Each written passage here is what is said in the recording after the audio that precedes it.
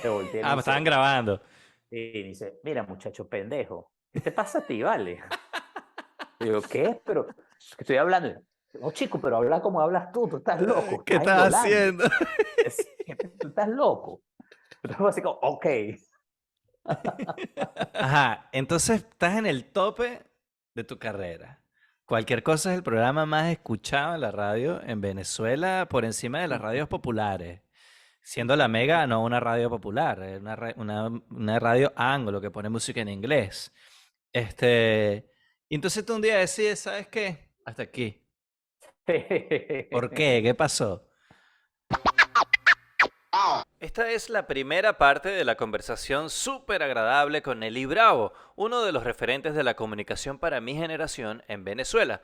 Daba gusto escucharlo combinando magistralmente la frescura con la irreverencia, información con entretenimiento. Cuando estaba en la cúspide, decidió dejarlo todo para irse de mochilero a Asia. Volvió al aire con mucho éxito para volver a dejarlo todo e irse a navegar en un velero. Y ahora nos habla de todo ese éxito que pareciera de una vida pasada, desde un presente lleno de awareness. Durante más de 2 horas hablamos de literalmente cualquier cosa. Arrancó otro episodio de Daniel necesita que lo escuchen.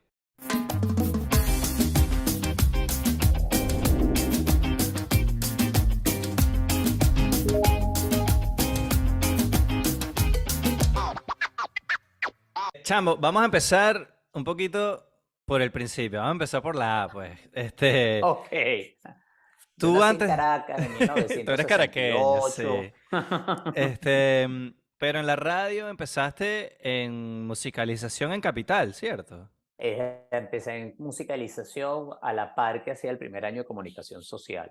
En Capital Eh, AM. en- claro, en ese momento no existían todavía las emisoras FM. O sea, quienes están oyendo esto, estamos hablando del siglo pasado. O sea, la radio era en blanco y negro. Eso es que O sea, 80 y principios de los 80. 85. Ok. 85. Yo entré a estudiar en la Universidad Católica de Periodismo en el año 85, comunicación social, pero yo tomé la mención de periodismo impreso. Imagínate tú, periodismo impreso, que eso ahora sí es como habla de diseño por computadora. Que Sí. así uno decía antes, no, eso es hecho diseño por computadora, porque en esa época tenías que cortar y pegar. Que fue lo que menos te Y no era dedicaste al periodismo copy-paste. impreso, ¿no? Sí. Bueno, y esa fue una decisión que tomé conscientemente porque al momento de elegir la mención, que lo hacías en el tercer año de la carrera, ya yo estaba trabajando en Radio Capital AM, y estaba trabajando en Radio Caracas Televisión. Entonces dije, bueno, ya tengo la experiencia del audiovisual, voy a estudiar impreso porque me gusta escribir y así compenso. Pero sí, entré en el 85, asistente de musicalización, me Que te pusieron a limpiar pusieron, discos. eso te iba a decir, yo me hice ese cuento, que te dijeron, ah, ¿tú quieres trabajar aquí? Bueno, está ese depósito lleno de acetatos, empieza a limpiarlos, pues.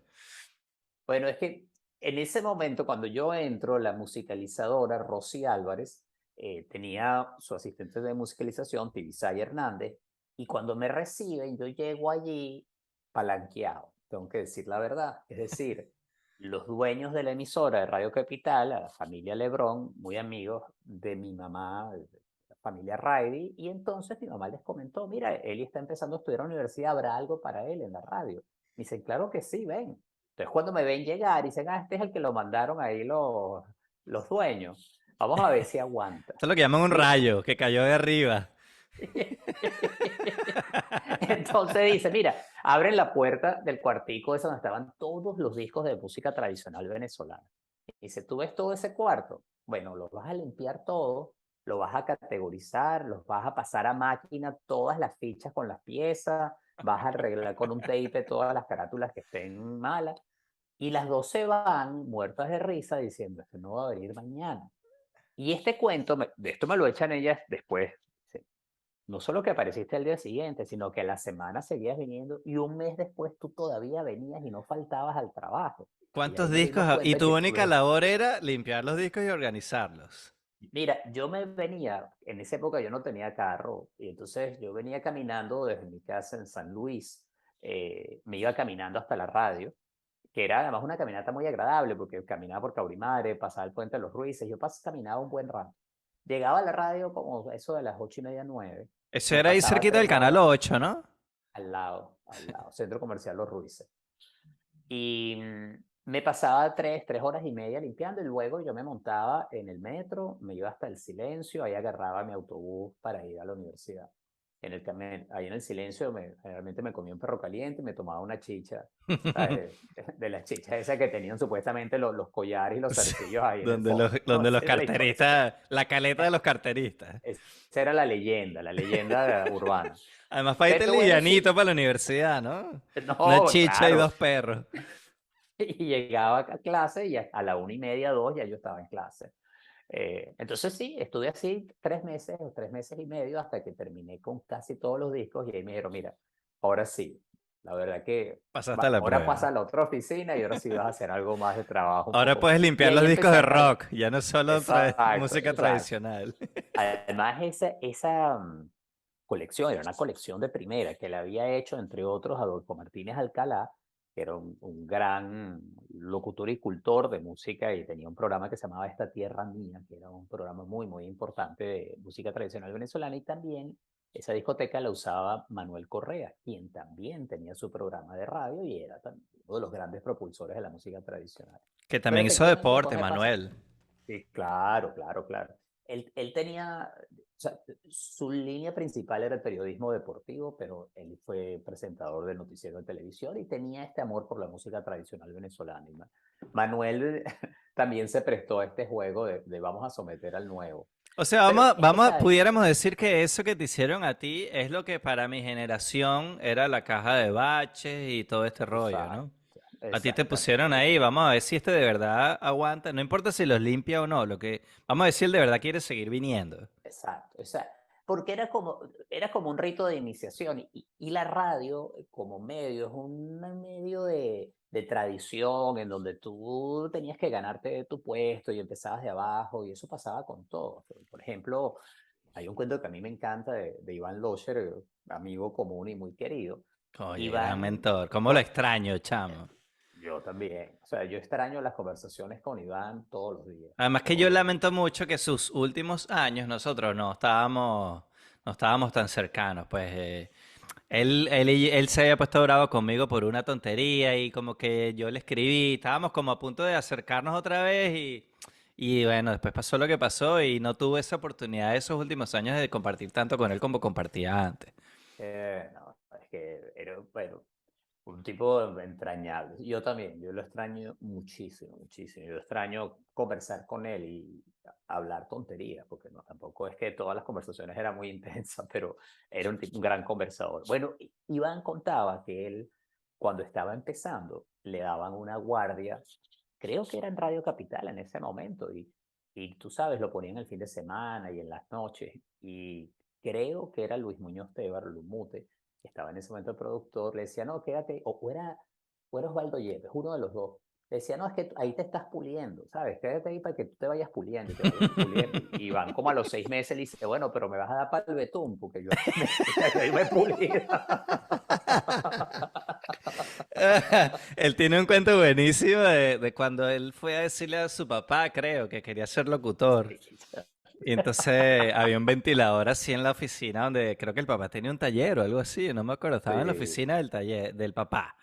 Y había un ventilador entre el papá y él, que el ventilador era un poquito ruidoso. Tú te sabes ese cuento, ¿no? sí. Y entonces, para los que están viendo esto, entonces Iván Locher, una de las voces más importantes de la radiodifusión venezolana, le está diciendo a su papá, papá, ¿sabes qué? Ahora creo que voy a ser locutor, creo que quiero trabajar con mi voz, pues quiero ser locutor. Y el papá, ¿qué? ¿Qué dices tú? Que no te oigo. Bueno, que quiero ser locutor, que ahora quiero ser locutor. ¿Qué? ¿Cómo que no te oigo? Le estaba diciendo a su papá que quería trabajar con su voz, pero no modulaba lo suficiente, no tenía la potencia como para que el Sí. papá lo oyera. No, y él dice, y al final le dijo, no, nada, chico, que está bien, que qué vas a hacer esta noche. Sí. Chamo, el Osher era lo Sí. máximo. Sí, y ahí conocí a Iván. Yo conocí a Iván en Radio Capital, porque cuando paso a la otra oficina, donde ya estaba con los musicalizadores, un día él aparece. Ya era en esa época un locutor súper establecido. Esto va a haber sido el año 86, quizás 87. Pero en esa época él Y, estaba bien, porque él tuvo altos y bajos, pues. En esa no, época él estaba duro, era un duro, bueno, pues. él estaba en Caracas 750. Ok. y él tenía el programa en las tardes y en esa época que él identificaba a Caracas 750 como la auténtica y hacía con esa cadencia de él. Pero él había comenzado en Radio Capital y había trabajado ahí durante muchos años en los 70. Em, y bueno, aparece esta leyenda y wow, todo el mundo llegó Iván. Y bueno, Locher, ¿no? Bueno, llega Locher con su típico estilo, fumando, este, andaba como un cascarrabias, porque él tenía esa, tú no lo conocías y la primera impresión que te daba es que era un poco cascarrabias, que sí lo era, pero eso era una manera de él presentarse, yo digo que también hasta de defenderse y de protegerse, porque una vez que ya él establecía una relación contigo, era el tipo más generoso del mundo. De hecho, Total. yo en esos años me mudé de mi casa. Yo estaba en el tercero o cuarto año de la universidad y ya yo estaba trabajando y dije, ¿sabes qué? Ya yo quiero irme a vivir yo solo. Te dieron para el betún. Y ya me daba para el betún, exacto. Ya yo tenía mi ingresito por ahí, tenía mi cosa. Creo que en esa época ya estaba empezando a trabajar en Radio Caracas en Sonoclips. O sea que yo me redondeaba una platica que estaba bien y dije, me voy a mudar. E iba, me dice, no alquiles nada, yo tengo un apartamento en Caraballeda. Si quieres, quédate ahí. Yo voy allá los fines de semana, pero pásate allá, ahí está. Y así me lo cuida. Y yo viví casi un año, no creo, en ese apartamento en Caraballeda, que fue lo máximo. Imagínate tú, vivía frente al mar, estudiaba, trabajaba. O sea, eso fue un año maravilloso. E Iván aparecía los fines de semana y bueno, también era muy divertido tenerlo ahí, pues. Pero que además, conociéndolo, ese plan de prestarte a ti el apartamento tiene una vuelta, un piquete que tú y yo no sabemos cuál es, de que a él lo beneficiaba, porque él era un mago Ah, no, claro. pegando un plan con otro para resolver tapar algún hueco que tenía en algún lado. Jofre Maestracchi Jr. tenía un dicho que él decía, yo sabía que eso no era de gratis. Él siempre se lo decía a Loche, eso no es de gratis, ¿verdad? No. Bueno, en este caso era que le cuidara el apartamento, que le arreglara ciertas cosas y, por ejemplo, un día la nevera estaba bastante deteriorada, se estaba desconchando y yo la lijé y la arreglé todo y la pinté. Pero como eran los finales de los 80 todo era de mucho color. Y yo lo pinté de un color como gris plomo. Ah, te pusiste Entonces creativo. sí, pero Eli, yo te dejé una nevera y me devolviste una caja fuerte. ¿Qué es esto? Porque era igualita a una caja fuerte. ¿Cómo te decía él a ti? Te tenía un Pabilo, sobrenombre. Pabilo, Pabilo. ¿verdad? Ya me Él me decía acuerdo. Pabilo.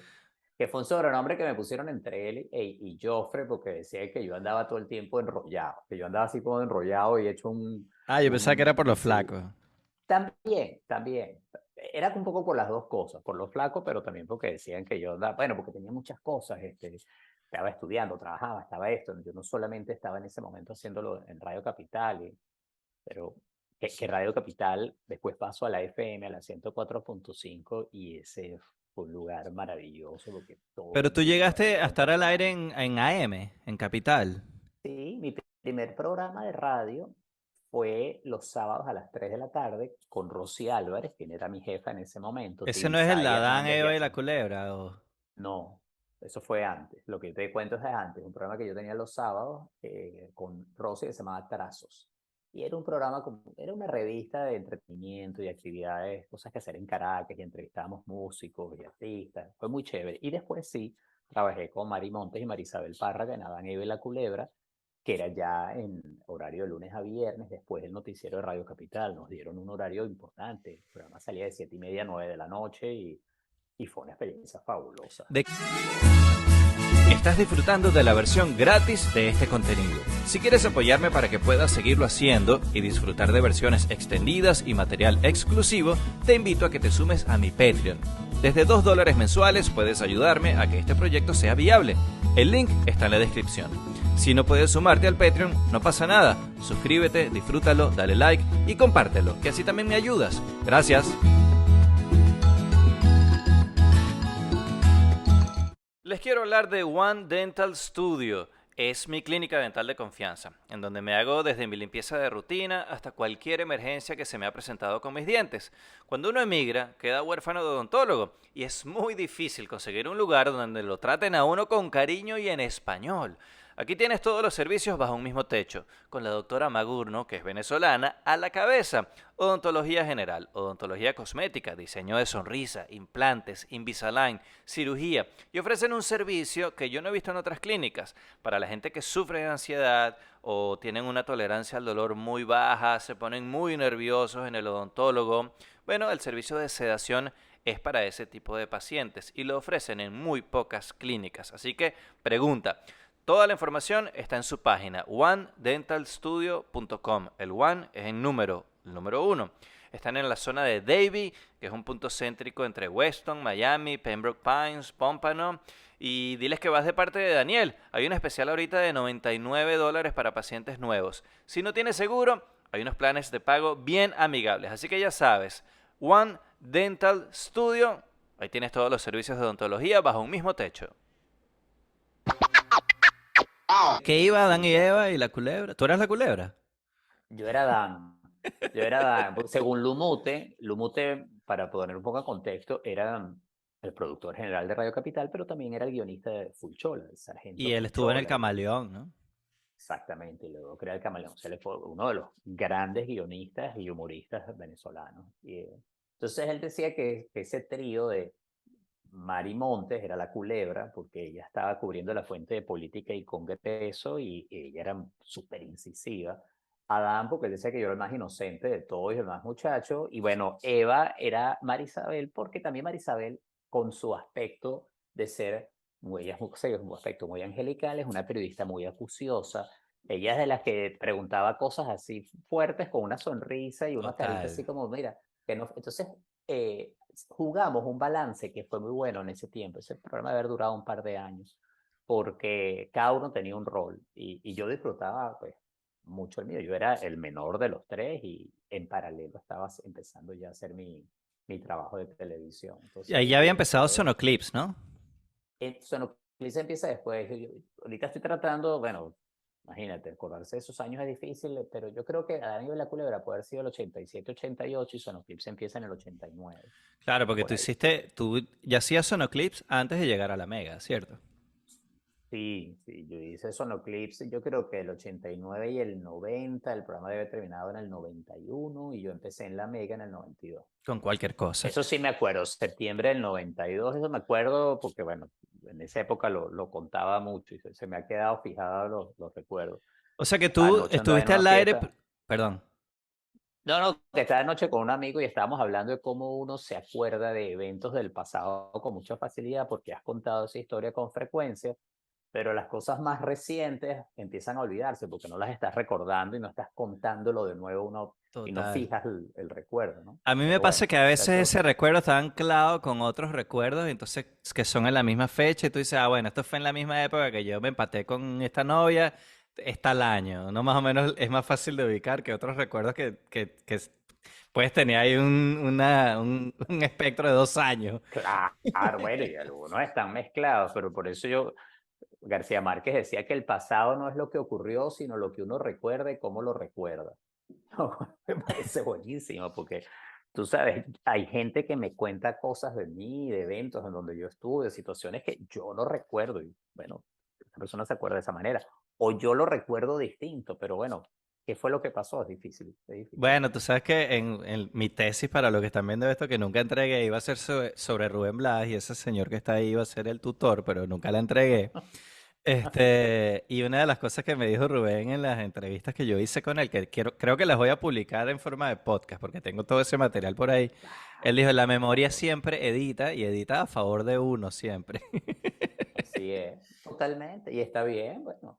Por eso es importante cuidar los recuerdos, o sea, qué tipo de recuerdos cultivas, ¿no? Porque también esos recuerdos que te repites una y otra vez van formándote una idea del pasado, de quién eres ahora. Y si uno tiene una tendencia a meterse en los recuerdos más dolorosos, pues eso te genera un estado anímico, pero puedes reconocer eso y pues, enfocarte en otros momentos que sean mucho más brillantes, porque yo creo que al Claro. final todos los tenemos. Entonces, asistente de musicalización en Capital. Después se dio el Sí, chancecito al aire los fines de semana. Después sí. pasaste a la semana con Adán y Eva.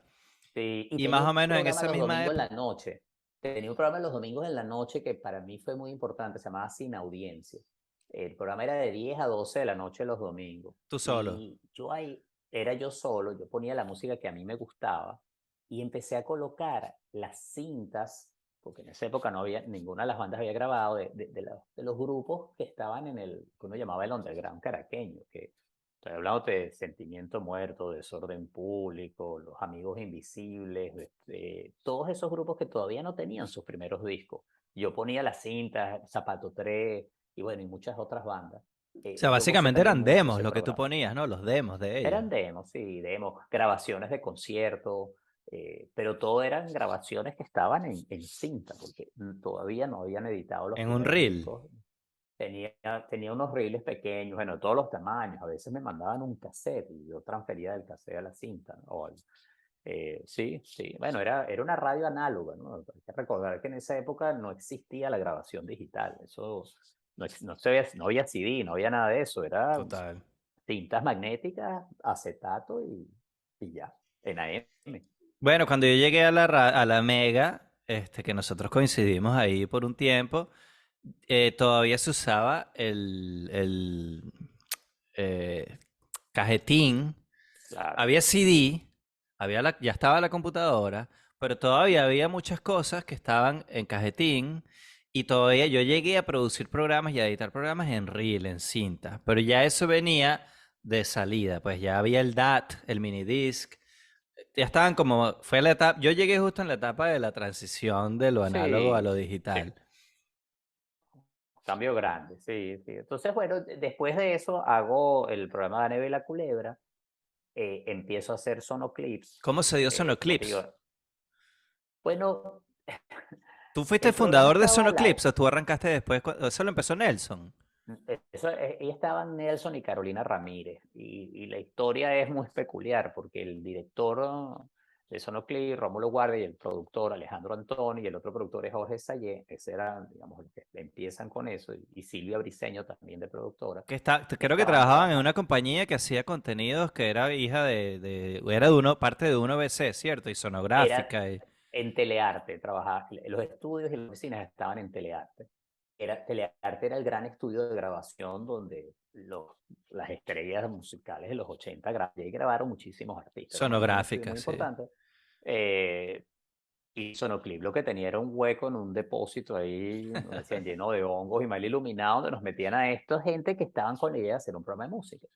El programa empieza con Nelson Bustamante, que era ya un presentador importante, que estaba emergiendo con fuerza. Necesitaban tener una pareja y Carolina Ramírez es prima de Alejandro Antonio, uno de los productores, y le invitaron a que hiciera este trabajo. Carolina no había tenido mucha experiencia en televisión, pero le gustó la idea. Y como en el cuarto o quinto programa me llaman un día a las sábado de madrugada, ya era como la 1 de la mañana de un sábado, una cosa así, o un jueves, no me acuerdo. Dice, mira, Eli, tenemos un problema, necesitamos una grabación en off de una voz, porque tenemos aquí un problema en el estudio, ¿tú puedes venir? Y yo le digo, sí, porque ellos eran amigos míos, me acerco allá, les grabo eso, terminamos a grabar a las 3 de la mañana y ellos terminaron de editar el programa a las 6 porque saliera era el día siguiente. Entonces les gustó la idea de tener un locutor. Entonces, imagínate, yo terminé siendo el locutor con esta voz mía que tú sabes, pero bueno. Eso lo hice 2 o 3 veces. Y luego Silvia Briseño, Alejandro y Jorge dicen, mire, ¿qué tal si hacemos como un personaje que nadie lo ve, que sea como el presentador de los videos de heavy metal al final de un sonoclip? Entonces están Carolina y Nelson, que ¿sabes? Tenían bueno, su pinta de presentadores de televisión, bien presentables para la televisión, y estaba yo como una medio greñudo ahí, Tú flaco, tenías con una esa voz. colita en esa época, ¿no? Una colita, sí, sí, sí. Creo que tuve el peinado más ridículo de la televisión venezolana, pero no es culpa mía, eran finales de los 80. Y entonces, bueno, yo salí al final presentando los videos de Metallica o de otras bandas y nunca me veían. Yo estaba como una silueta, o sea, veía mis pies, y entonces había como este personaje ahí que estaba flotando. Pero un día Carolina no puede eh, ir a una entrevista con Pedro León Zapata y me dice, mira, tú darías la entrevista con Nelson. Y le digo, claro, ese soy yo. Entonces me ponen por primera vez frente a las cámaras y resulta que Carolina al poco tiempo se tiene que ir. Entonces yo vengo y la sustituyo a ella. Entonces trabajamos Nelson y yo en Sonos. Y luego Nelson al poco tiempo recibe una oferta fabulosa para ser el conductor de un programa sabatino y tenía, o sea, él estaba buscando un programa de mayor proyección. y bueno, por ahí, presentador de primera. Entonces me Claro, quedé porque en yo con esa época Sonoclip. Sonoclips era el programa de los loquitos, que, ajá, vamos a ponerlo ahí en la noche tarde Sí, y... era los viernes a las 11:30 de la noche, pero siempre salíamos más tarde porque la programación en esa época se alteraba y si había un juego de béisbol, había algo que pasaba, podíamos salir a las 12:30, a la 1 de la mañana. Pero fue creando su grupo de seguidores y nosotros nos metimos en un nicho muy particular. Y aquí también hay que ver las cosas con perspectiva. No es que había un streaming, no es que lo veo más tarde. Eso era televisión en vivo y si tú total, lo querías ver tenías que grabarlo en un VHS o en un Betamax. Pero total. entonces eso Y empezó si a salió a generar la que 1 de la mañana y te lo cualquiera perdiste, te lo perdiste. no lo A viste, menos que no lo lo repitan viste. algún día. No, no lo repetía, no, no nos repetía, no, no merecíamos eso. Más bien Pero el programa de los loquitos pues terminó agarrando tracción y Bueno, se hizo un yo programa lo importante. recuerdo, yo debo confesarte que yo tengo recuerdos vagos porque estaba bien chamo. Eso es 80 y finales de los 80, ¿verdad? Los 89, 90, Exacto. yo creo Yo que en el en ese 91 ya momento se yo tenía acabó. 10 años. Sí, no. Entonces yo recuerdo sonó clips al aire, pero no recuerdo los detalles. Y hoy justamente estaba viendo clips en YouTube y tú le metías burda contenido medio político a lo que hacías, ¿no? Porque entonces eras como VJ presentando videos, yo no me acordaba de eso. Como presentabas tus videos, que es algo que yo hice también después en Puma TV, pero tú entonces hacías un programa presentando los videos de la gallera de la Urbina y una denuncia ahí porque es una obra que está parada de hace 20 años y no la han terminado. Entonces es como que, bueno, miren, aquí el alcalde no ha terminado esto, pero vean este video ajá, take on me. Sí, es que mira, ahí había, primero porque, bueno, el grupo que estaba ahí, que era súper creativo y todos teníamos como una visión sobre temas de política y lo que estamos viviendo, que era relevante, importante, Alejandro, Rómulo, Silvia, Jorge Sayeto. Pero yo creo que también ahí había un interés mío que empezaba a mostrarse, porque tiempo después yo me voy moviendo a otro tipo de programa en donde el contenido se fue haciendo más político, social, de actualidad, y yo termino haciendo programas décadas después, muy ligadas al periodismo, pero ya yo tenía ese interés, o sea, ya yo sí decía, bueno, tenemos esta plataforma, vamos a usarla de una buena manera, vamos a tratar de, junto a la música, vamos a meter otro tipo de contenidos. En aquella época, por ejemplo, hablamos de temas de ecología, que tú sabes, pero en aquella época, bueno, y hoy en día hablar de ecología y cambio climático era lo más normal del mundo, pero cuando lo estábamos diciendo era todavía era una cosa muy de, sí, de la periferia, no era parte del mainstream. Sí, hoy también vi por ahí un video que estabas con Desorden Público y entonces están hablando de un disco nuevo y de repente, ajá, pero le vas a mandar el disco al alcalde Claudio Fermín o no se lo vas a mandar. ¿Sabes? Se ve como que era el programa de los Sí, loquitos, pero ajá, somos unos loquitos informados, o sea. sí, sí, sí, sí. Y bueno, y eso, y, ¿sabes? Yo creo que yo tenía 22, 23 años, imagínate, o sea, bueno, éramos todos súper jóvenes y fue muy divertido. Esa fue una época maravillosa. Y bueno, el programa terminó por, ya no me acuerdo, creo que en un momento nos sacaron del aire O sea, porque tú estuviste hasta el ya final. no.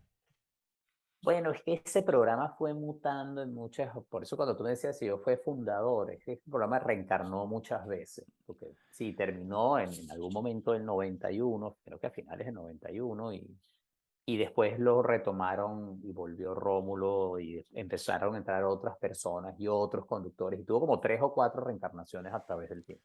Sí, porque yo me acuerdo que Sonoclip lo trataron de revivir después, varios años después, ¿no? Ya cuando tenía tiempo fuera del aire, que creo que eran como de hecho, unos clips.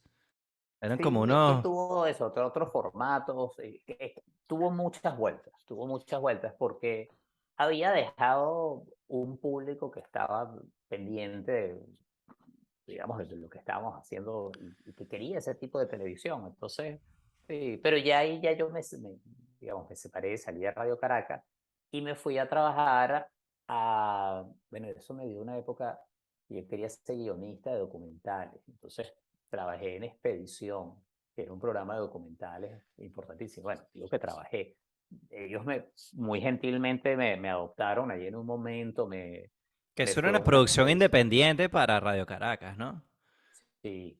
Y terminé con unos de los miembros del grupo Cumbre, los que hacen la expedición a Everest años después, terminé con ellos subiendo al glaciar del Pico Bolívar y haciendo unas tomas secundarias para un programa que estaban preparando, que fue una experiencia increíble estar acampando con ellos, eran montañistas de verdad, yo estaba ahí también un poco de osado y asomado, Coleado.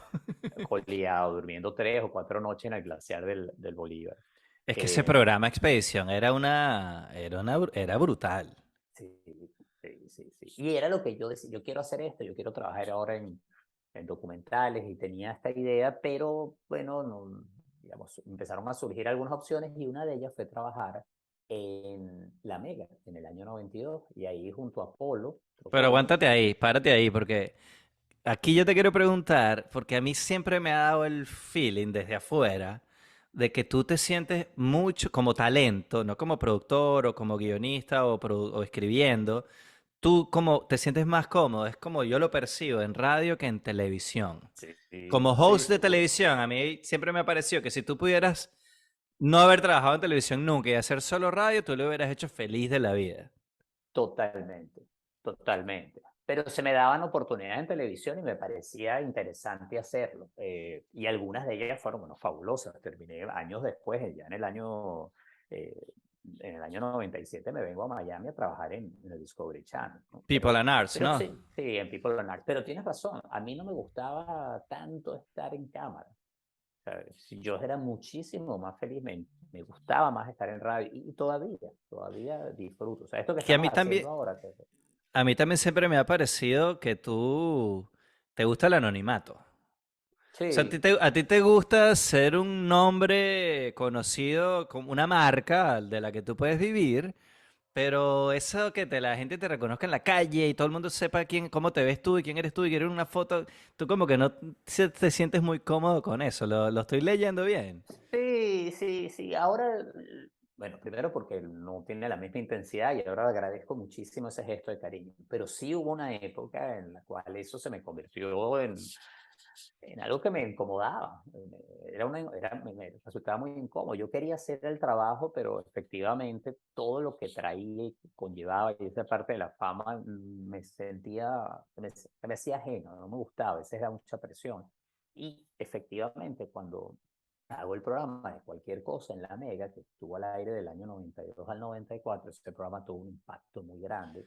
Y ahí fue, Era o sea, inevitable ya, fue pues. fuerte, sí, fue muy fuerte. Es Y que en estaba más esos en 2 años radio que tú eras el rey del mambo en Venezuela, pues, o sea, en además que la gente lo televisión. recuerda, o sea, parece mentira, parece que hubiera durado 15 años al aire y duró Esa es nada una más de las cosas más 2. divertidas. Duró, mira, eso fue desde septiembre del año 97 hasta diciembre del año 94.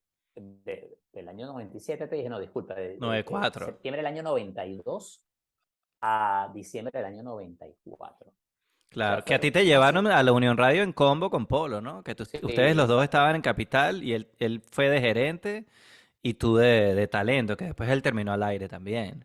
Sí, sí, sí. No, estábamos en Radio Caracas Radio, Ok. en la 92.9. Yo fui gerente de la 92.9 por como 4 semanas o 3 semanas y media.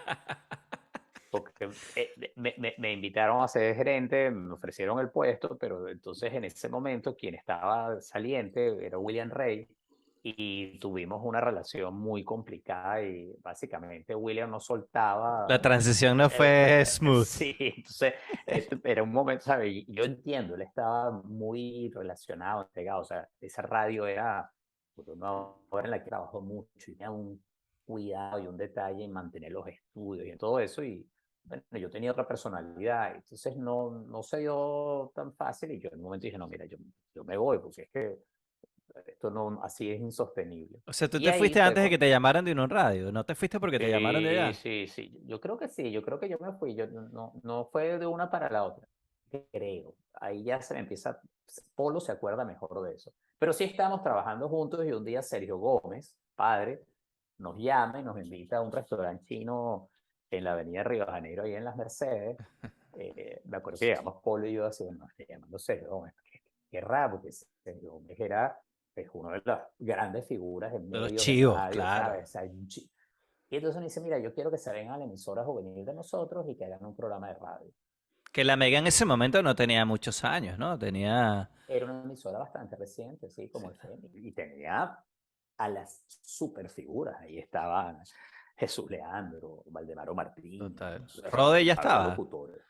¿Quién? Rode, Rode. no, sabes que no sé, a lo mejor sí, pero ya yo había trabajado con Alejandro Rode en Radio Capital. Él tenía un programa con Mingo Blanco y luego tenía un programa de donde él ponía música, que me acuerdo, se llamaba Lado C, la otra cara del disco. Y Rode tenía ahí, ponía mucho jazz y otro tipo de música, y funk y soul, y yo era el asistente de musicalización, yo le llevaba discos, y ahí empezamos nuestra amistad. Sí, no me acuerdo, ¿sabes? Ahí pregúntale a Y, Polo. y Polo se cuando acuerda te... de todo. Sí, Polo, bueno, con él voy a hacer, justamente hoy estaba hablando con él de ti y él es el próximo en la lista de los invitados. Que además él fue él es tu compañero y tu dupla con el que tú hiciste muchas cosas, pero él para mí es un maestro, o sea, él es el responsable de que yo haya estado al aire en radio y, o sea, del 60% de lo que yo hice en mi carrera en Venezuela, Polo, se lo tengo que agradecer a Polo. Este, No, y de muy él quiero querido, hacer ese un es mi capítulo hermano. también, porque además hay mucha gente igual que yo que le debe su carrera a él. Este, pero justamente hoy estábamos hablando de ti y lo que no tengo claro es si a ustedes dos se los llevaron a Unión Radio para la Mega, los llama Sergio Gómez, vamos a almorzar, vamos a comer unas lumpias y quiero que hagas el programa de la mañana. Fue así directo, quiero un programa en la mañana y quiero Sí, que tú seas el tipo. pues además, yo, wow. Y entonces llegamos y el gerente de producción de la Mega es John Fabio Bermúdez, y con él empezamos a trabajar. Y John Fabio, que estaba detrás de esta idea de hacer un programa matutino similar al que se hacía en Colombia y en Puerto Rico. Había dos programas que él había escuchado que le gustaban mucho, que tenían esta cosa dinámica, concurso, o sea, era un show de mañana. Y Y participativo, entonces, exacto. y esta idea de que la gente llamase por teléfono. Entonces, ahí empezamos a generar esta idea. Entra Miguel Sogby como productor, y a la semana, perdón, al mes y poco de haber ya entrado a la emisora, nos ponen al aire. Digamos, el programa se llama Cualquier Cosa porque 3 días o 4 días antes dice, tengo que grabar ya las promociones. No ¿Cómo se tenemos llama el nombre. programa? Dice, no tengo idea, ponle cualquier cosa. Y después vemos, y así se quedó. Y eras, desde el principio fuiste tú solo, tenías tus personajes y tus satélites, pero eras tú, ¿no? Arrancaba yo, sí, yo, digamos, yo era el conductor, y a medida que el programa va avanzando empezaron a entrar personajes. Algunos eran oyentes que se terminaron integrando al programa. Otros eran, bueno, como los productores que hacían personajes Voces, también, claro. y Yo lo escuchaba voces. cuando iba al colegio, chamo, sin falta. Eh, Y antes de conocerte, pues, después terminamos siendo compañeros de radio, pero yo recuerdo, por ejemplo, al profeta Zacarías. Claro que será Lucho. Y eh, recuerdo al aguacatón volador. que era Miguel Sogby. Miguel Sogby era el productor, Lucho era un oyente que termina teniendo un personaje en el programa, y luego él hace sus propios programas de radio, porque luego se fue a Hot 94 y hizo Las Dos Guadalupe, entre otros programas. O sea, él tuvo también su inicio dentro de la radio como un oyente que participaba porque era muy divertido, pues lo que él El profeta era el hacía. que hacía como unas bendiciones, ¿no? Como Se una... ponía a hacer bendiciones, sí. Y hacía, bueno, hacía profecía. No, eso fue muy divertido. No era, esa época fue muy, muy Ya estaba divertida. Toledano haciendo móviles con ustedes. Armando aparece por ahí porque es uno de mis primeros clientes, además. Porque Oh, Armando Toledano, siendo Armando como es, completamente delirante, inventa esta cosa: vamos a empezar a regalar productos de mi tienda. Y su tienda era Condón Manía. Y de nuevo, ubíquense, estamos hablando del año 92, o sea, que estar hablando de condones y regalando condones era en ese momento una cosa súper rompedora, pues no irreverente, era lo sí. habitual. Entonces, y él inventó, bueno, me voy en la moto, y ahí empieza un poco esta idea que luego Polo la lleva a otro nivel de las megamóviles y de los regalos, porque él generó en la moto, en la megamóvil donde iba Polo, una oportunidad para que mucha gente pudiera conversar al aire, porque además recuerdan, no existían tantos teléfonos celulares, entonces las personas tenían que llamar de su oficina, pero de un teléfono de tierra, de una línea regular. En cambio, cuando estaba la Megamóvil, que solo se paraba cerca de los colegios o las universidades, la gente se iba hasta allá para poder agarrar el teléfono ¿Y y cómo era jugar la al aire. conexión para salir al aire desde la móvil? Bueno, imagínate, un ladrillo de esos Era Motorola, me celular imagino ya. yo. Sí, claro, claro, pero Oh, bueno, era un celular de claro, primera era un generación, pues, o sea, celular. exacto, era una cosa gigante, un ladrillo de eso. Creo yo, igual, pregúntale a Polo, él se acuerda más. Esos años para mí fueron unos años muy vertiginosos y yo me acuerdo de algunas cosas y otras, bueno, iba todo muy rápido. Que ahorita que comentas de lo de la móvil, que lo empezó en ese momento, después eso se convirtió en la Mega y yo creo que en otras radios también, como el primer paso de cualquiera que quisiera estar al aire en una radio. O sea, cualquiera, yo por lo menos hice móviles en la Mega y todo el que iba entrando nuevo, bueno, está bien, vamos a darte chance que hagas unas móviles. ¿Era como eso o las guardias de fines de semana? Ese era el segundo paso. Exacto. Bueno, Román Losinski, que hoy en día tiene el programa matutino de éxito, o sea, un actor fabuloso, él hacía Megamóvil. Y así, sí, así empezó mucha gente. Que mi Y primer eso, yo programa en la estaba, Mega fue para sustituirlo a él. Él tenía un programa imagínate con tú. Camila que se Sí, llamaba La Lonchera y él salió, no sé exactamente por qué razones, y ahí fue que me dieron el chance a mí de tener un programa con Sergito Gómez, Sergito Junior, el hijo del Sergio del que tú estabas el hablando hijo hace de, rato. claro, claro. Que usted hacía, sí, sí, de acuerdo.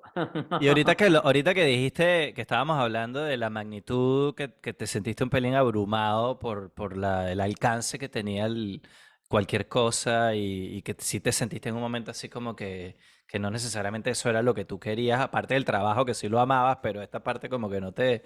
¿En qué momento, qué fue lo que pasó que tú dijiste, berro, esto está agarrando una magnitud que yo no me lo esperaba, que yo no me imaginaba? ¿Ya estaban a nivel nacional o era solo Caracas? No, en ese momento no existía todavía la transmisión satelital, no.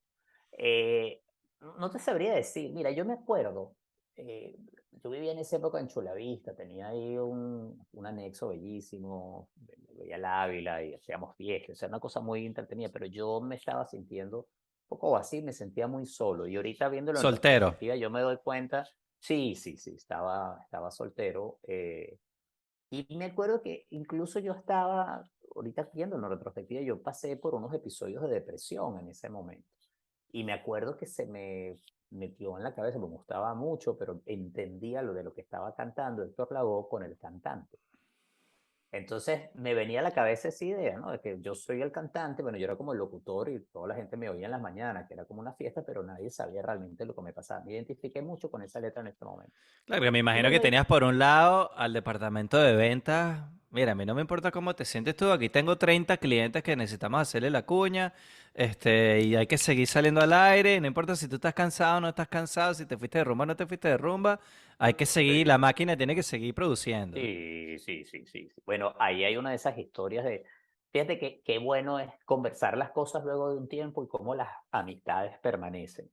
En ese momento, el vicepresidente o el director de ventas, Guillermo Arévalo, quien es hoy en día es el, digamos, presidente de ventas de Unión Radio, pero él estaba, bueno, entrando en su carrera y él estaba a cargo de la venta de este programa, que efectivamente tenía muchísimos clientes y yo fui uno que, mira, vamos a ponerle un límite, no tengamos, no me acuerdo cuántos eran, no podemos tener más porque es que si no voy a estar haciendo todo el tiempo un comercial y Que no quiero ustedes hacer tuvieron que programa. darle una hora más para poder meter más clientes, Nos ¿no? En un dieron momento una dado. hora y después sí se usó una lista de espera. Sí, no, aquello era, la verdad, una cosa increíble.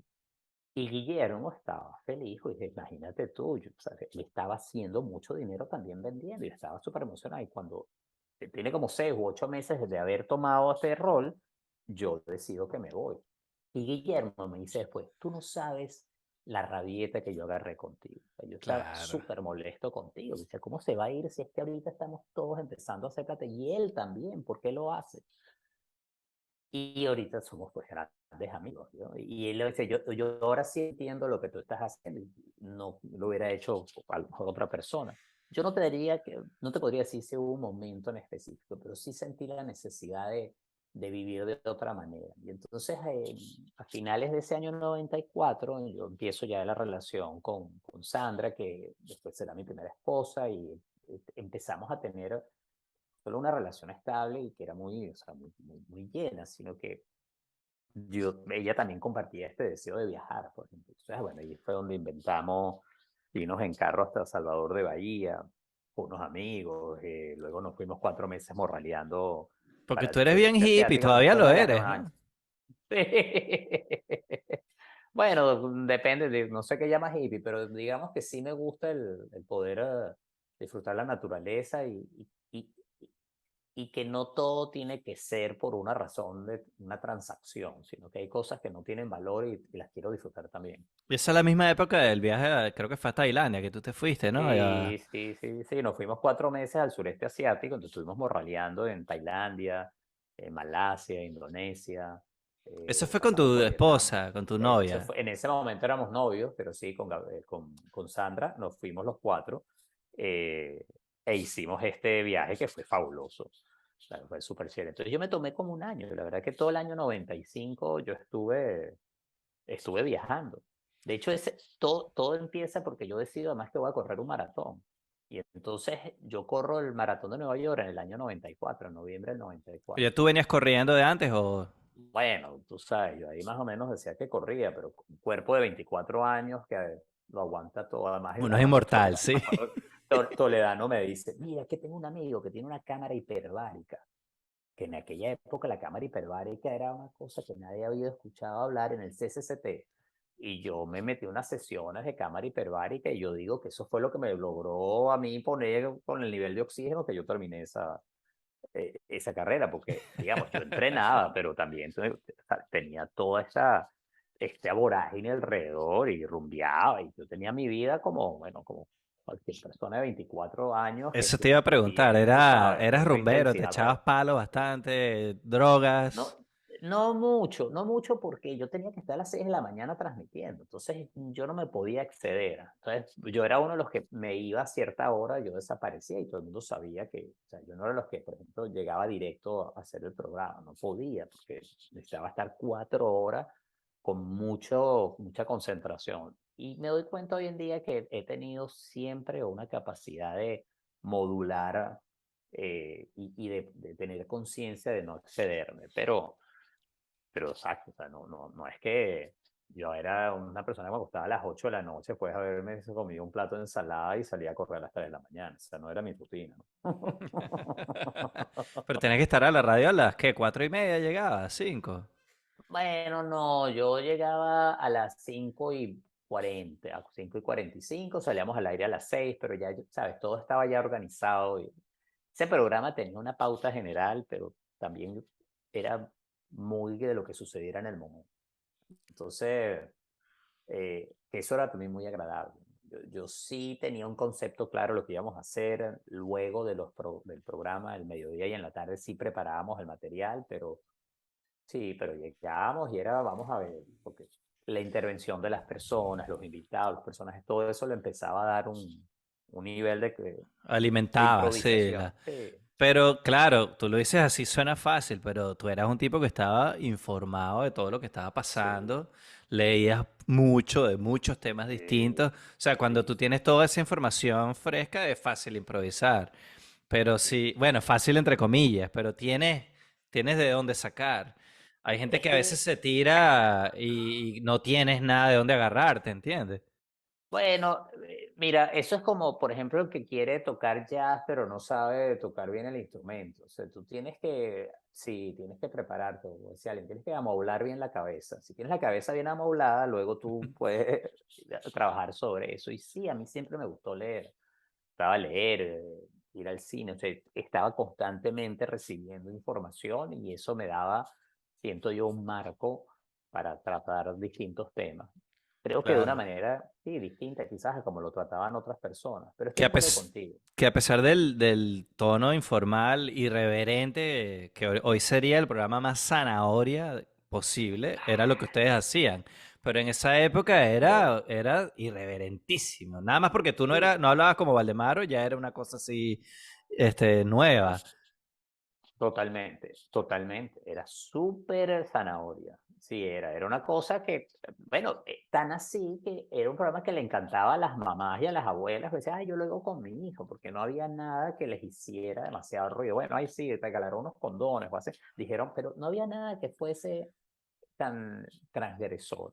Igual, Y y bueno, ¿sabes qué me acuerdo yo full? El terrorismo telefónico también, era bueno. por ejemplo, sí, eso Era... llamábamos a alguien y nos hacíamos pasar por, no sé, trabajadores de la CanTV, o sea, pero eso lo hacíamos a las 6:30 de la mañana, o sea, que llamábamos a la gente, la despertábamos. eh, Me acuerdo un día que llamamos a María Alejandra Martín, en ese momento estaba casada con Jordán y los llamamos. Y ella se puso bravísima, bravísima, pero maduren, ustedes una cuerda de inmaduro, nos tiró el teléfono. Con toda la razón, con Al toda la aire. razón.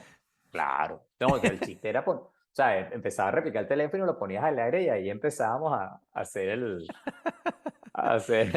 ¿Y sketch. hubo algún momento, hay algo que ustedes hicieron al aire que te metiste en problemas? O sea, ¿hubo algún momento que tú te sentiste como, oye, metimos la pata, nos van a jalar las orejas o les jalaban las orejas? Mira, lo que te voy a contar, yo creo que refleja lo que hablamos hace un instante de lo zanahoria o sano que era en general todo. Y creo que también, visto en perspectiva, a mí me habla de el compromiso que yo sentía con lo que estaba haciendo y entender hasta dónde uno podía jugar con algo o podía generar daño. La anécdota es muy tonta, pero un día estamos así conversando y yo digo a alguien, bueno, pero es que parece mongólico, ¿verdad? Y seguimos. Al final del programa, llama una persona, una señora, y dice, mira, Eli, yo te oigo, siempre te oigo, pero fíjate, tú dijiste esto, dices, parece mongólico, y tú te das cuenta de lo que estás diciendo. Entonces yo en ese momento, al principio, bueno, no, que era como que no entendía bien, y dice, sí, pero tú entiendes que eso hace que las personas que tengan un tipo de discapacidad sean vistas como unas personas inferiores. Y entonces, pues, así como que de repente, ¡pop! Ok. Entonces me empieza a contar que tenía una hija que un síndrome de Down y que me empieza a hablar además de una asociación con la que están trabajando, ABEPANE, y yo termino luego de eso ayudándolos en muchas actividades y ayudándolos en recogiendo fondos. Y ese momento me hizo entender que no solo hay un poder muy grande en las palabras, sino que las podemos usar de una manera muy responsable. Y yo no sabía el impacto que tenía. Le agradezco mucho a esta persona que me lo hiciera ver. Y eso es algo que a lo largo del tiempo he ido aprendiendo más y más y más. Sí, no, estamos hablando del año 92. Hoy en día esto está visto bajo otra línea, otra Hoy esa visión, palabra está prohibida afortunadamente. prácticamente. Exactamente, exactamente. Pero por eso, fíjate cuán importante es, por un lado, ver las cosas en el contexto, pero entender que ni siquiera ese contexto justifica lo que yo dije. Eso es una Claro. de las cosas que para mí es muy importante. Entonces, eso me hizo ver y dije, wow. Entonces, bueno, por supuesto me disculpé y eso me cambió completamente la manera de afrontar mi trabajo. Y yo reviso hoy en día cosas que escribí, dije, y me doy cuenta la carga que podía existir en temas de machismo, racismo, homofobia, de Bullying. muchas cosas que yo estaba bullying, que yo los decía porque era parte de la cultura en la que yo crecía. Y no me estoy justificando, más bien lo que estoy es diciendo que falta de empatía, compasión, de sabiduría y qué incapacidad tenemos muchas veces de ver nuestros sesgos, los sesgos mentales que tenemos y que transmitimos dentro de lo que consideramos lo normal. No, Para mí ese y fue un ver a momento súper veces importante. cuando uno está tan joven y tienes la oportunidad de estar al aire, yo no tuve el alcance que tú tuviste en la radio, pero que tú no, a veces no te das cuenta de lo que está pasando un poquito más allá de tu burbuja. Y estar en un medio de Totalmente de acuerdo. comunicación masivo te hace abrir ese espectro y decir, espérate, yo tengo la idea de hacer este chiste, pero la experiencia te va diciendo, oye, si yo hago este chiste, voy a levantar una ronchita por acá, esto le va a parecer muy gracioso a estos, pero esto va a ofender a estos. Oye, mejor no lo voy a hacer o mejor lo hago de esta manera para que todo el mundo, uno va como aprendiendo en el camino sobre la marcha también, que mucha gente no entiende eso. Sí, y yo creo que lo importante es que aprendas. Es decir, que entiendas cuál es la razón y el efecto que tiene lo que estás diciendo. Si yo hubiese respondido de una manera en donde desdeñaba lo que me decía la persona o me sentía que estaba siendo atacado, es que no entendí nada. Porque Claro. el punto central era entender no solamente a la otra persona y su realidad y su vida, sino entender cómo uno puede perpetuar reforzar patrones mentales, patrones de conducta que terminan siendo muy dañinos, dolorosos, excluyentes. Entonces, sí, para mí ese momento fue importante. Claro. Bueno, me da risa porque tú has ido comentando varias cosas con las que yo me siento identificado. O sea, por ejemplo, eso que tú dices de Guillermo Arévalo, que era el vicepresidente de ventas. Cuando yo tuve mi primer chance en la Mega, a mí me llamó Guillermo a su oficina. Y me da risa porque mira lo que me dijo. Me dijo, mira, Danielito, vas a tener tu primer chance. Yo soy uno de los que estoy apostándole a que tú... Yo quería poner que te pusiéramos al aire. Pero mira, yo quiero... Escuché Lee. En ese momento yo creo que ya tú estabas con la radio global de vuelta, ¿no? Y escuché Lee cómo él hace las cuñas, porque tú tienes el chance de ser como él. Él quería que yo fuera un nuevo Eli Bravo, ¿entiendes? Lamento haberlo decepcionado. Pero... Bueno, pero es que tú eres tú, no, tú eres tú.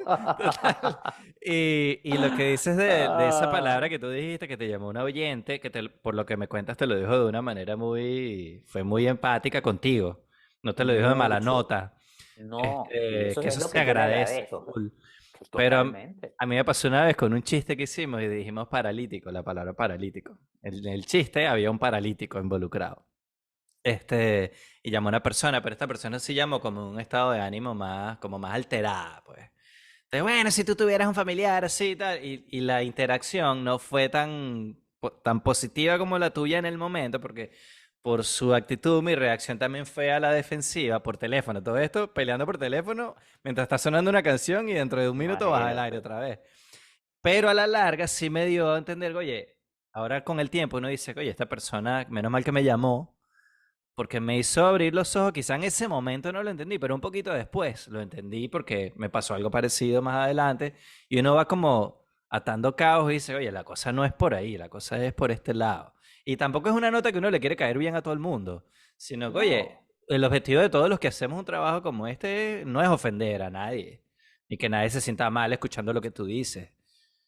Y creo que también es poder aportar a una comunidad puntos de vista que nos ayuden a avanzar en temas que son necesarios, muy, muy importantes. Entonces, sí, sí, sí, totalmente de acuerdo contigo. Sí, qué bueno que la persona que me llamó me lo llamó de esa manera. Digo, a mí me hizo ver y entender algo que todavía hoy en día sigue siendo parte de mi vida, el entender y aprender a me pasó mucho, pues claro, está dando un salto, pero cuando yo hice mi maestría de psicología, hasta hace poco, una de las materias importantes es aprender sobre competencias culturales, cómo tú vas a manejar distintas realidades culturales en temas que van dentro de razas, etnia, religión, género, y tienes que tener una conciencia muy grande de cuáles son tus sesgos, cuáles son esos puntos de vista en donde tienes un prejuicio o estás de alguna manera atacando a alguien y no te estás dando cuenta. O Y juzgando, ¿no? allí, pues, totalmente, y allí es en donde hay que estar muy atento a qué es lo que estamos diciendo y cómo lo decimos. Y yo todavía a veces me topo y me doy contra la pared con ciertas cosas, pero lo importante es cómo aprendes de eso y en lugar de sostener un prejuicio o sostener una estructura de opresión o de exclusión, puedes ayudar más bien a lograr mayor integración de la gente en todas las áreas. Claro, Entonces pero sí, también de en tu acuerdo. defensa, esa persona te llamó así, en ese tono, porque era tu oyente fija. O sea, ella sentía que Sí, tenía una relación contigo y ella sabía que tú no lo hiciste de mala intención y te llamó, oye, mira, aquí yo te acompaño siempre, pero en esta metiste la pata. Entonces te lo estoy exactamente. llamando Bueno, y yo para le que dije, mira, sepas. sí, sí, exacto. Y le dije, ¿sabes qué? Ahora que lo piensas, ¿sabes que sí? Sí, metí la pata. Y bueno, y eso, así se aprende, ¿no? You live and learn. Sí. Ajá, entonces estás en el tope de tu carrera. Cualquier cosa es el programa más escuchado en la radio en Venezuela por encima de las radios populares. Siendo la Mega no una radio popular, es una radio anglo que pone música en inglés. Y entonces tú un día decides, ¿sabes qué? Hasta aquí. ¿Por qué? ¿Qué pasó? Hasta aquí llega la versión gratis de este episodio. Si quieres terminar de escuchar esta primera parte sin ediciones, además de la segunda parte que ya está publicada completica, sin publicidad y sin ediciones también, te invito a suscribirte en patreon.com/danielnecesita. El link está en la descripción del capítulo. La idea es que este proyecto sea sostenible en el tiempo gracias a tu apoyo. Vaya.